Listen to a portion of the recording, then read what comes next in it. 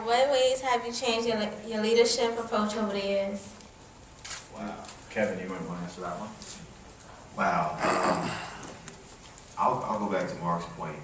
Really learning how to check your ego and respect the leadership qualities in everyone that you encounter. That's important. Probably in retrospect, when I got fired from Bob, it was devastating. And now I'm like, it's one of the best things that ever happened in my life because it forced me to look at myself in a very different kind of way and to recognize the genius of every single person in the room. You know, and a good leader knows how to step out of the way and knows how to delegate and follow what other folks are doing.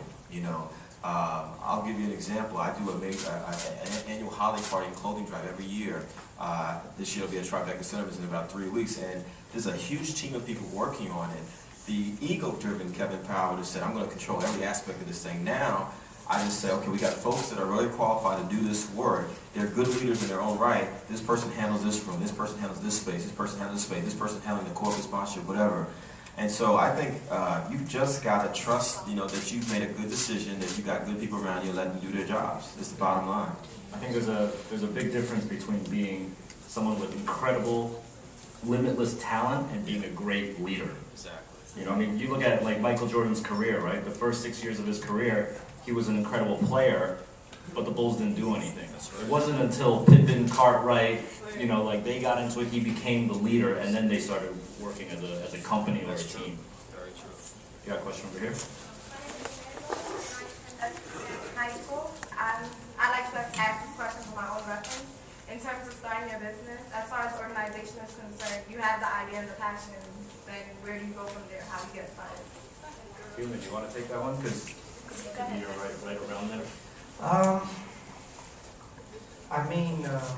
I started my business, I had a wife and kids already, so my way of starting a business was a little different than a single person. A single person can take all their money and use it at their discretion. So my situation was a little different where I had to say to myself, how do I start a business and not have to go back to being an employee? The challenges are, you really have to write it down on paper. Everything looks fine in your head, but when you put it down on paper, you say, man, can I pull this off, can I not? And, you know, Arthur Ashe said, start where you are, use what you have, and do what you can. And that's really where, those are the 3 questions that I started with. I said, okay, here's my situation. What do I have available to me? And what can I do today? Because in your mind you say, oh, I'm going to be a mogul, I'm going to be Puff, I'm going to be Russell Simmons, but I mean, you have to really be realistic and practical and say, okay, well, today I just got some emailing done and I got some things done, but you're doing it day by day and step by step.